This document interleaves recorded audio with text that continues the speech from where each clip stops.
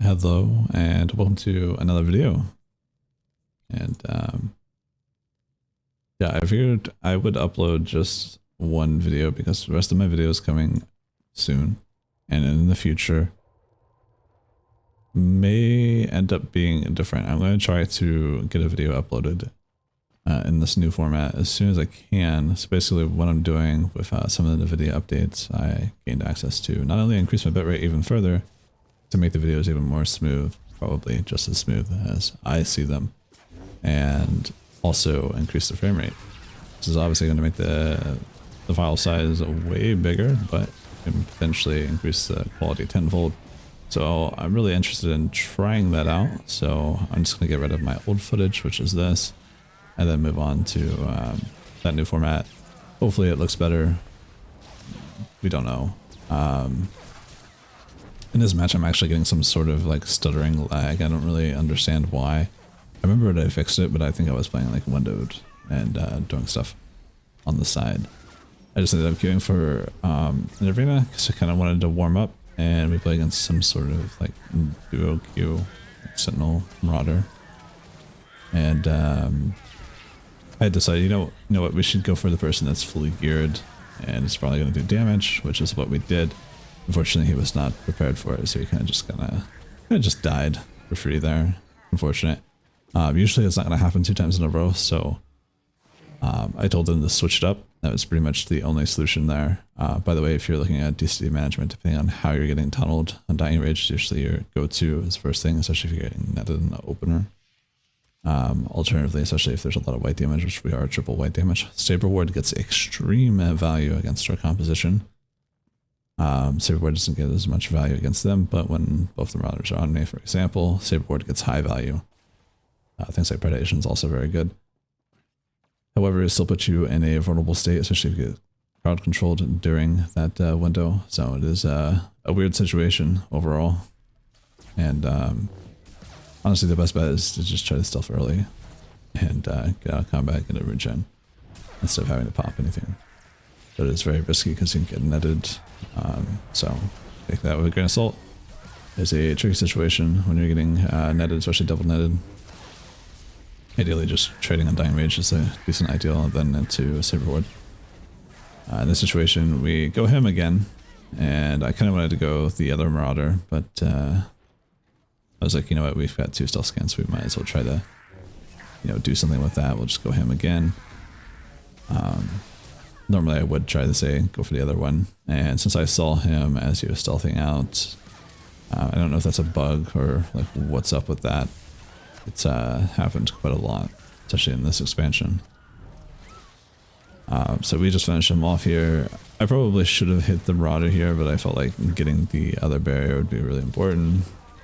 Unfortunately, neither of these Sorks really do that much damage, but they take a decent amount of damage, so that means it'd be better to leave them up and kill the person that can't heal himself. So this is my bad. I thought our team was a little bit better at using their defenses, especially since we have mercenaries. They are a little bit good at being durable, but unfortunately, just like their 2 Sorks not really doing damage, our mercs that can trade are just not very tanky.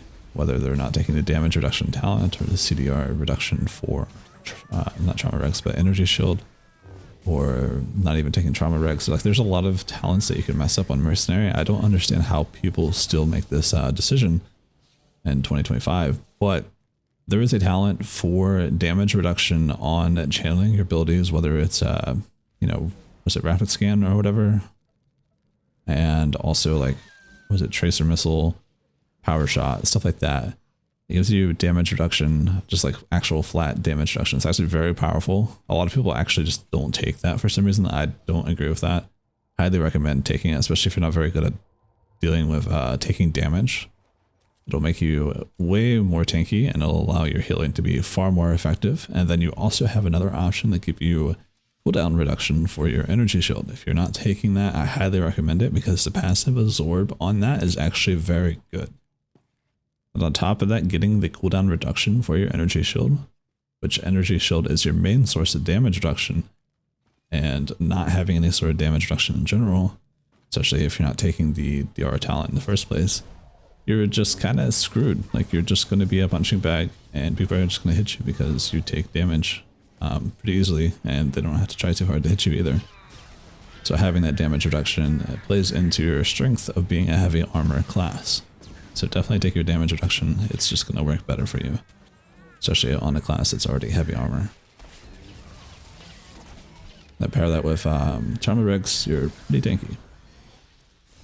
So pretty much never give those things up. If you were to give up anything, I would probably be looking at like Super Culto, maybe a Reflect for Jet out. But even then, you know, sometimes just having the ability to duke it out with Reflect and being able to get another energy shield off before you die is just that much better. And in this round, you know, as I said, we had to switch it up, go for the other Marauder here, and it pretty much just works just fine. I should totally not be hitting this guy because he's got Saber Ward up. I've done like 5 abilities now in a row that have missed on his Saber Ward. I'm not even getting like my stacks, I'm losing a lot of damage here just running into that. But I'm playing in the mindset that we need to get him down no matter what. Wasting damage on the Sword is kind of pointless right now. I want him to die no matter what, so I don't want to leave him alive at all. Sometimes you just have to take the L and damage. This goes for everything, whether it's Regs, 8v8, Arena, group ranked, solo ranked, all that. There's a lot of things that you'll just have to take the L on and damage, and there's just no choice. It's unfortunate, but that's the way it is. So us taking that trade ultimately could do something better for a little bit more damage there, but doesn't really matter. Anyways, I hope you guys have a wonderful rest of your day, and very curious to see how the new NVIDIA recording will work. Other than that, I'll catch you guys again later.